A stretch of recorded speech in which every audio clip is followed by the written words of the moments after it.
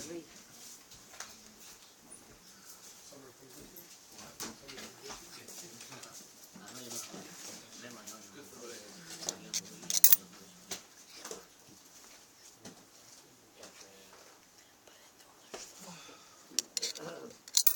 Aser to Aser, equal to Azarecha. Mitzvah is giving Meiser. This week's Cedric is the Mitzvah from Meiser and Mitzvah from Tzedakah. Pasach Tzedakah.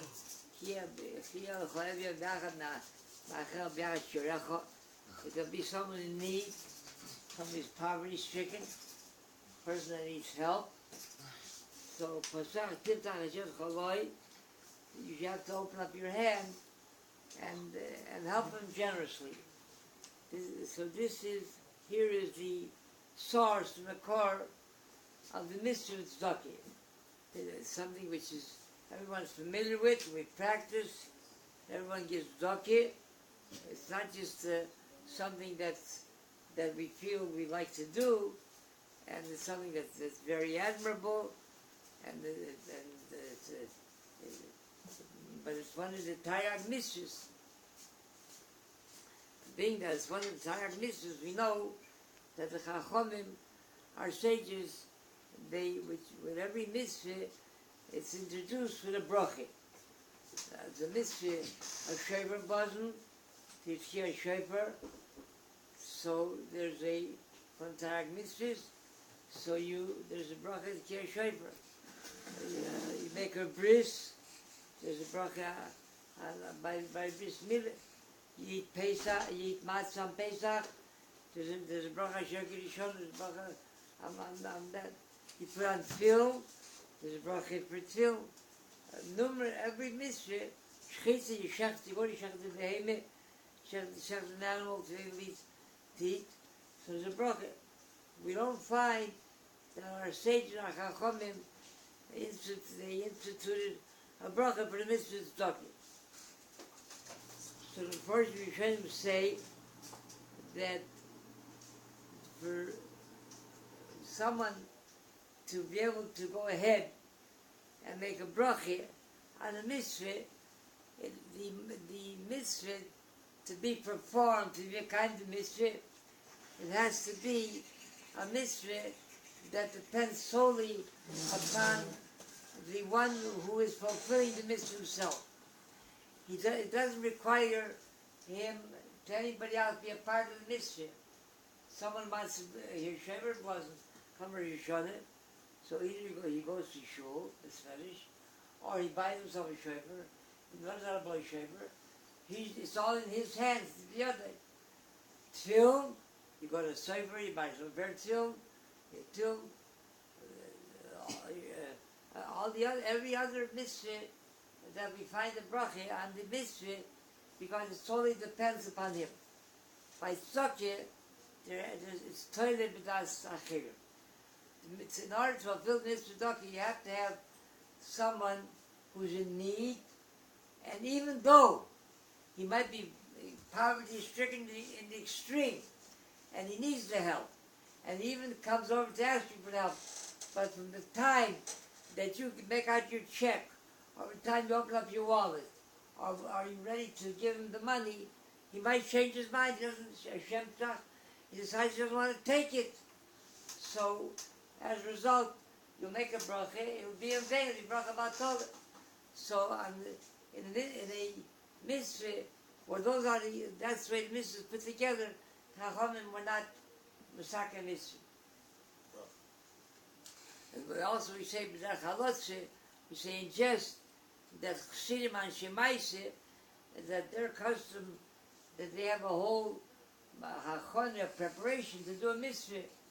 There's a Shem Yichud, they say before it, they have to you take their gartel, you put on their gartel, they go to the mikveh first, and all because they want to make sure that the mitzvah is done b'kedush v'tahara. In the meantime, the Armand, one who's in need, the neshama tzayis, he needs to help immediately. So in a case like that, the Chachamim were not misaking a bracha. we have people that are known by reputation as Balei Tzedakah, and they're known to be generous. Somebody knocks on their door, and he responds. In the time of the Berditchev Rav, the Yitzchak Berditchev, there was a man who was known to be a miser, a Kamson. They gave him that name because when anybody ever came to him, he never responded. He would tell them, he said, "What do you want from me?" He said, go to the baker, go to the grocer. What do you want from me? When he left this world, he was a man of means. So the children, like the usual procedure, they bought plots. Where did they put to rest? So they went to the Chevre Kadisha, to the Burial Society, to buy a plot. So they hear, like an expression, here, the Chevre Kadisha, they had the children in their hands, and they had a tremendous inheritance they were getting, wanted to collect for all the years that their father seemingly never participated. He would always, he would never respond. So they asked for a tremendous, way above the market price for a plot. They said it's outrageous. They said, outrageous. You know, whenever there was a drive, or whenever someone came to your father, you never participated. Now you'll make up for it. They couldn't, between themselves, they couldn't settle it, so they decided to go to Berditchev. Went to Berditchev, and Berditchev heard who the one who left this world, who he is. So he told the Bechava Kadisha, he said, "You'll take whatever the children want to pay for the plot, and in addition, I myself am going to the funeral." Oh, they were outraged. Here they had the children in their hands, and he let them out like that. And in addition, when they heard that the Berditchev Rav is going to the funeral, the word got out, so everybody came running to the funeral. Seemingly, the Chevra Kadisha felt he got a funeral that much he's not deserving of. But the funeral took place, and after the funeral, everyone went home. So one member of the Chevra Kadisha went over to Berditchev Rav.